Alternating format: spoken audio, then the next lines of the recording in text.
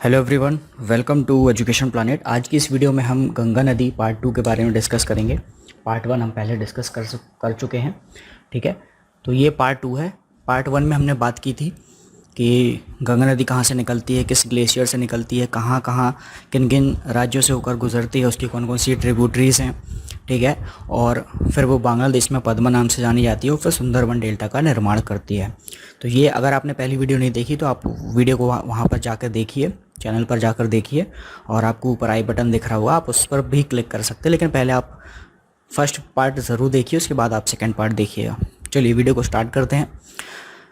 तो इस वीडियो में हम बात करने वाले हैं गंगा नदी के कुछ बेसिक कॉन्सेप्ट, कुछ बेसिक फैक्ट्स जो कि पूछे जाते हैं और आपको हर बुक्स में वो नहीं मिलेंगे। आपको बेसिक चीज़ें मिल जाएंगी बुक्स में कि गंगा नदी की लंबाई कितनी है। तो लंबाई कितनी है? लंबाई है 25 किलोमीटर, ठीक है। 25 किलोमीटर का ये फासला तय करती है गंगा नदी, और गंगोत्री ग्लेशियर से निकलती है। और ऊंचाई अगर हम देखें तो लगभग 4000 मीटर की ऊंचाई से ये निकलती है, ठीक है। और लंबाई है इसकी 25 किलोमीटर। तो ये कुछ हो गए बेसिक फैक्ट्स जो आपको हर बुक्स में मिल जाएंगे। तो चलिए आज हम कुछ नए फैक्ट्स के बारे में बात करते हैं। देखिए, सबको पता है हमारी राष्ट्रीय नदी, भारत की राष्ट्रीय नदी कौन सी है? गंगा। 4 नवंबर 2008 को भारत को राष्ट्रीय नदी, ठीक है, राष्ट्रीय नदी घोषित किया गया था।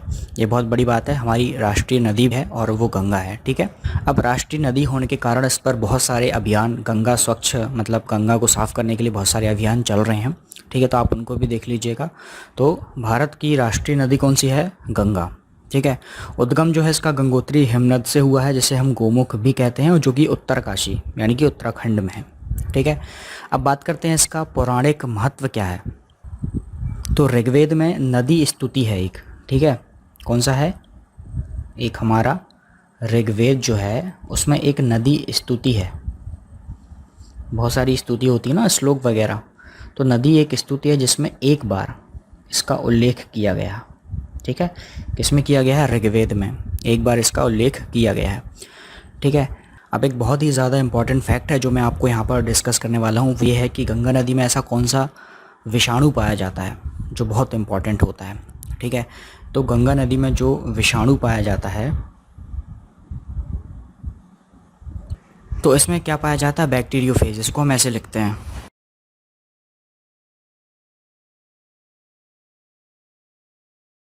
तो ये जो है विषाणु पाया जाता है गंगा नदी में, ठीक है।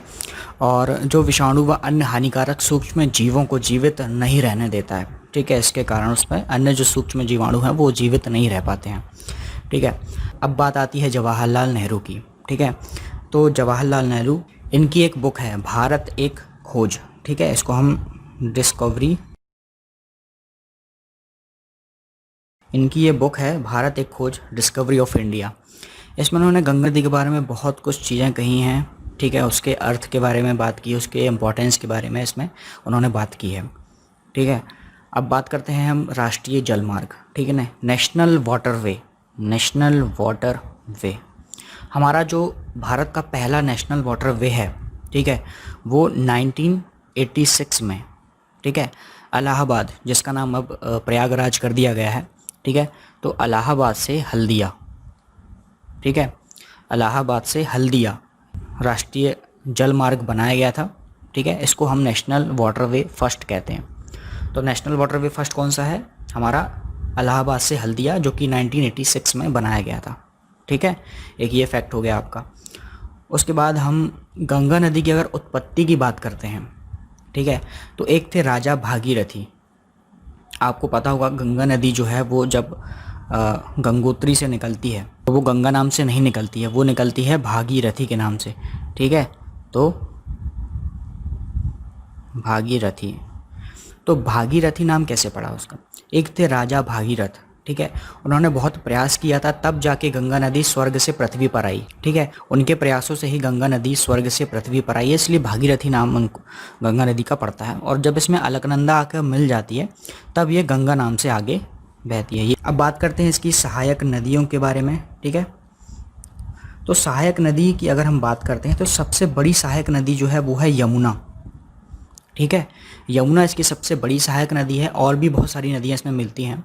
बाएं तट से रामगंगा, गोमती, घाघरा। इसका मैंने एक कोड बताया था आपको पिछली वीडियो में, पार्ट 1 में मैंने इस पर एक कोड बताया था। आप उसको कोड को ज़रूर याद कर लीजिए, क्योंकि आपको उस कोड से आप इस ट्रिब्यूटरीज को याद कर सकते हो।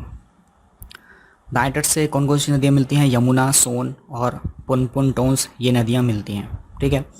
गंगा नदी की अगर हम बात करें तो इसमें धार्मिक स्थल बहुत सारे हैं। ठीक है। तो ये लगभग पूरी इंडिया को ऐसे कवर करती है, तो इसमें बहुत सारे धार्मिक स्थल पड़ते हैं। ठीक है। और धार्मिक स्थलों में 12 वर्ष में एक बार कुंभ लगता है। ठीक है। इलाहाबाद में वहाँ पर कुंभ लगता है 12 वर्ष में एक बार। ठीक है। अब हम यहाँ पर बात करने वाले हैं जो गंगा नदी की जो पश्चिम बंगाल में, वेस्ट बंगाल में जो स्थिति होती है वो क्या होती है। देखिए, ये गंगा नदी आई, ठीक है, यूपी से होते हुए गंगा नदी यहाँ पर आ रही है, और जैसे ही ये पश्चिम बंगाल में एंटर करती है, ठीक है, तो एक तो यहाँ पर फरक्का बैराज एक डैम पड़ता है। ठीक है। जैसे ही ये एंटर करती है, ठीक है, तो दो भागों में ये बट जाती है। एक भाग सीधे बांग्लादेश चला जाता है और एक भाग हुगली नाम से ये बहती है।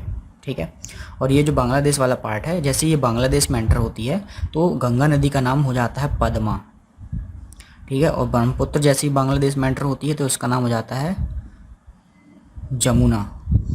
ठीक है। तो ये हो गई पद्मा और ये हो गई जमुना, ये दोनों जब मिल जाती हैं तो ये पद्मा नाम से ही आगे बहती है। ठीक है। और फिर ये पद्मा आगे बहती है और फिर इसमें एक नदी आकर बहती है जिसका नाम होता है मेघना। ठीक है।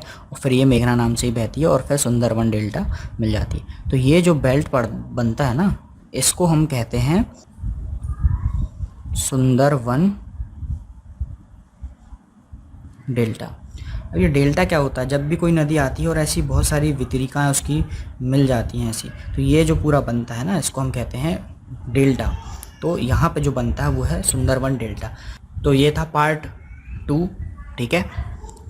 ये बहुत इंपॉर्टेंट पार्ट है आपके लिए, आप इसे नोट डाउन कर लीजिए जो आपके लिए इम्पॉर्टेंट है। चलिए मिलते हैं नेक्स्ट वीडियो में, तब तक के लिए गुड बाय।